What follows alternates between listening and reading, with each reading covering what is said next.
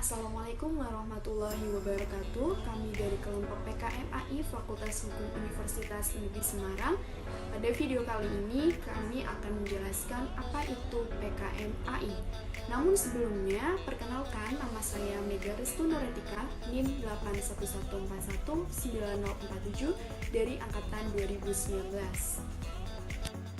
Saya Nur Sakina Sahira, NIM 811419045, angkatan 2019.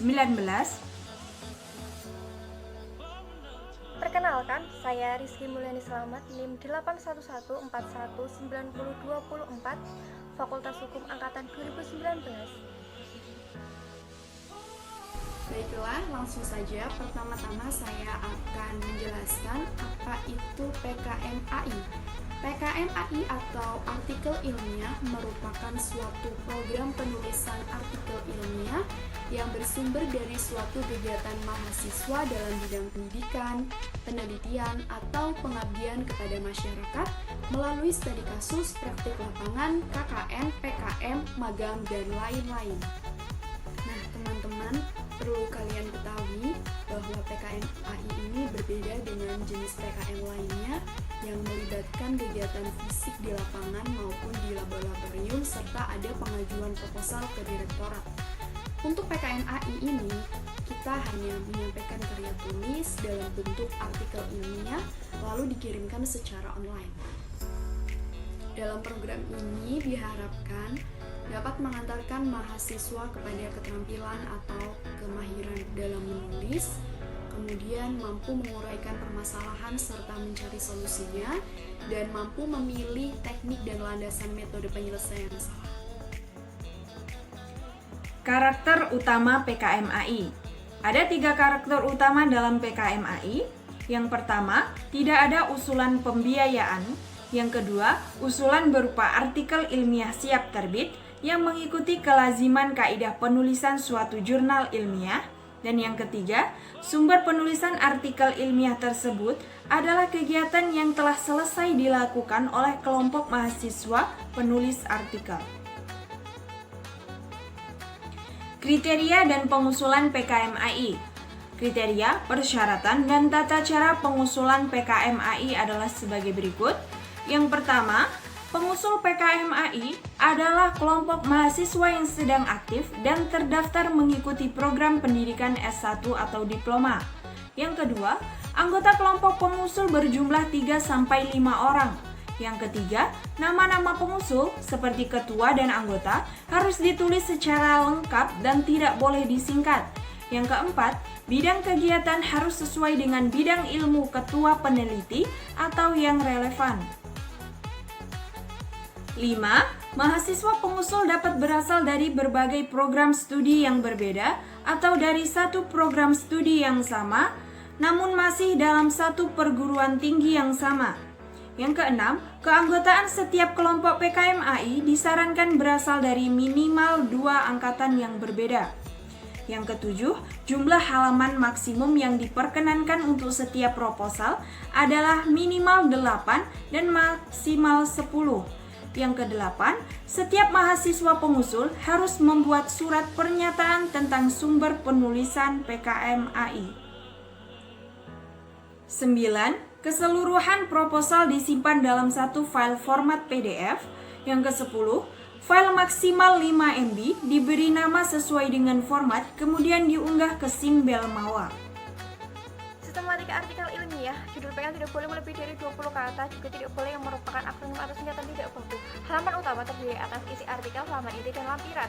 Halaman inti berisi dari judul sampai dengan daftar pustaka maksimum adalah 10 halaman. Kemudian, proposal ditulis menggunakan huruf Times New Roman ukuran 12 dengan jarak baris 1,15 spasi, ukuran kerasa 4, margin kiri 4 cm, margin kanan atas dan bawah masing-masing 3 cm. Halaman kelengkapan diletakkan pada sudut kanan bawah, yaitu dengan nomor huruf I1, I2, I3, dan seterusnya. Halaman utama dimulai dari pendahuluan sampai dengan lampiran di nomor halaman dengan tanda 1, 2, 3 yang diletakkan pada sudut kanan atas. Selanjutnya adalah abstrak. Abstrak merupakan intisari dari seluruh tulisan yang meliputi latar belakang, tujuan, metode, hasil, dan pembahasan, ditulis dengan jarak 1,0 spasi. Abstrak ditulis dalam 2 bahasa, yaitu Inggris dan Indonesia, tidak lebih dari 250 kata. Di bawah abstrak disertakan 3-5 kata kunci. Pada bagian pendahuluan berisi gambaran umum dari observasi awal dan fenomena mengenai topik yang diangkat. Lalu, ada beberapa hal yang ditunjukkan dalam bagian pendahuluan, di antaranya ada latar belakang, rumusan, tujuan, serta manfaat, dengan merujuk dari berbagai sumber pustaka, pandangan singkat dari para penulis atau peneliti. Nah, pada bagian tujuan harus dijelaskan secara rinci, jelas, dan harus mencerminkan dari judul artikel. Metode pelaksanaan di sini biasanya berisi tentang bagaimana observasi dilakukan, termasuk waktu lama dan tempat dilakukannya observasi. Kemudian juga disertakan bahan dan alat yang digunakan, metode untuk memperoleh data atau informasi, serta pengolahan dan analisis data yang digunakan. Di sini dijelaskan secara lengkap agar kemudian dapat dilakukan uji coba ulang. Kemudian disertakan referensi yang digunakan agar dapat ditelusuri. Hasil dan pembahasan. Bagian ini menjelaskan tentang apa saja yang diperoleh dari observasi. Data dapat diringkas dalam bentuk tabel dan gambar. Tidak ada spekulasi dan interpretasi dalam bagian ini. Yang ada hanya fakta. Umumnya berisi uraian dan analisis berkaitan dengan temuan-temuan dari observasi yang telah dilakukan, terutama dalam konteks yang berhubungan dengan apa yang pernah dilakukan oleh orang lain. Interpretasi dan ketajaman analisis dari penulis terhadap hasil yang diperoleh dikemukakan di sini, termasuk pernyataan-pernyataan yang timbul dari hasil observasi serta dugaan ilmiah yang dapat bermanfaat untuk kelanjutan bagi penelitian mendatang. Pemecah masalah yang berhasil dilakukan, perbedaan dan persamaan dari hasil pengamatan terhadap informasi yang ditemukan dalam berbagai sumber pustaka perlu mendapatkan catatan di sini. Hasil dan pembahasan hendaknya menjadi satu kesatuan dan tidak dipisah subbab tersendiri. Kesimpulan merupakan bagian akhir yang membawa pembaca keluar dari pembahasan. Secara umum, kesimpulan menunjukkan jawaban atas tujuan yang dikemukakan di bagian pendahuluan. Kemudian ucapan terima kasih yang ditujukan kepada pihak yang telah membantu dalam kegiatan yang telah dilakukan. Judul artikel ilmiah dari kelompok kami adalah Disparitas Akses Pendidikan atas Kebijakan Pembelajaran Daring sebagai metode pengubahan sistem belajar dalam upaya percepatan penanganan COVID-19 yang memiliki tujuan untuk mengetahui perbedaan akses pendidikan dalam pembelajaran daring sebagai metode pengubahan dalam sistem belajar sebagai upaya penanganan COVID-19.